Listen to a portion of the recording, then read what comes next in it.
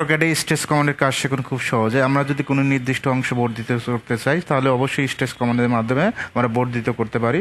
সর্বপ্রথম যেদিকে আপনি স্ট্রেস করবেন সেই অবজেক্টটুকু সিলেক্ট করবেন। জাস্ট আমরা সিলেক্ট করে নিলাম। স্ট্রেসের শর্টকাট এস, আশা করি দেখবেন ইন্টারফেসে শো করছে। জাস্ট আমরা এই পয়েন্টে ক্লিক করব। পয়েন্টে ক্লিক করে কতটুকু বৃদ্ধি করবেন, আমরা এখান থেকে 7 ফিট বৃদ্ধি করব, 7 ফিট। এখন যদি ডাইমেনশন চেক দিই, ডিএলআই লিখে এন্টার, এই পয়েন্ট থেকে এই পয়েন্ট এদিকে 13 ফিট আছে টোটালি। আমরা আরও 2 ফিট বৃদ্ধি করব। সর্বপ্রথম অবজেক্টটা সিলেক্ট করবেন। সিলেক্ট করার পর স্ট্রেসের শর্টকাট এস, এখান থেকে আরও 2 ফিট হবে। ডাইমেনশন চেক দিই, ডিএলআই লিখে enter, first point, second point, এখান থেকে 15 ফিট আছে। আমরা এখন 10 ইঞ্চি মাইনাস করব। সর্বপ্রথম আমরা এই অবজেক্টটা সিলেক্ট করব, এই পাশ থেকে সিলেক্ট করব। এই পাশ থেকে সিলেক্ট করার পর স্ট্রেসের শর্টকাট এস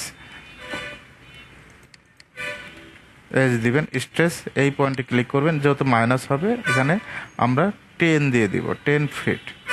এখন যদি ডাইমেনশন চেক দেই, ফার্স্ট পয়েন্ট, সেকেন্ড পয়েন্ট, 5